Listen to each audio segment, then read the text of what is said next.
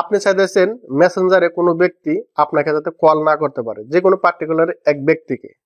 ধরুন আপনি তাকে ব্লকও করতে পারতেছেন না অথবা তাকে রিজেক্টও করতে পারতেছেন না, সে মন খারাপ করবে। আপনি শুধু তার কল মেসেজ আপনি দেখতে চান না, সে যাতে ডিস্টার্ব না করে সেটাও চান না। সেটা কিভাবে করবেন আপনি খেয়াল করেন। এই স্ক্রিনে আপনি মেসেঞ্জারে আসবেন, আসার পরে যে ফ্রেন্ডকে আপনি এই কাজটি করতে চান সেই ফ্রেন্ডের এই যে এখানে প্রোফাইলের উপরে একটা ক্লিক করে দেবেন। ক্লিক করে দেওয়ার পরে এই যে উপরে আই বাটন পাবেন, এখানে ক্লিক করে দেবেন।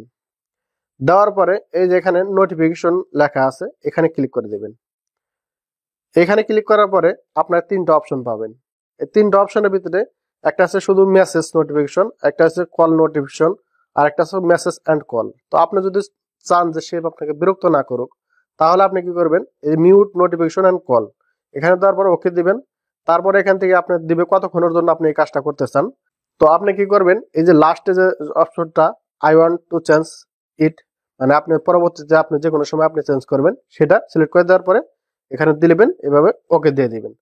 তাহলে কি হবে, সে যদি যতই আপনাকে কল করুক আপনার এখানে কোনো নোটিফিকেশন আসবে না, সে যতই মেসেজ করুক আপনার এখানে নোটিফিকেশন আসবে না, শুধু ওইখানে মেসেঞ্জারে থেকে যাবে। আপনি পরবর্তীতে চাইলে দেখে নিতে পারেন, কিন্তু সে কল করতে করতে বিরক্ত হয়ে যাবে, একটা সময় আপনাকে আর কলই করবে না, কারণ জানে যে আপনার এখানে কল আসতেছে না, অথবা আসলেও আপনি রিসিভ করবেন না জীবনে। তো আপনার এখানে কিন্তু কোনো সময় কোনো নোটিফিকেশনে সমস্যা হবে না। আশা করি বিষয়টা বুঝতে পারছেন। যদি ভিডিওটি ভালো লাগে অবশ্যই চ্যানেলটি সাবস্ক্রাইব করে পাশে থাকবেন। পরবর্তী ভিডিওতে কথা হবে, সেই পর্যন্ত আল্লাহ হাফেজ।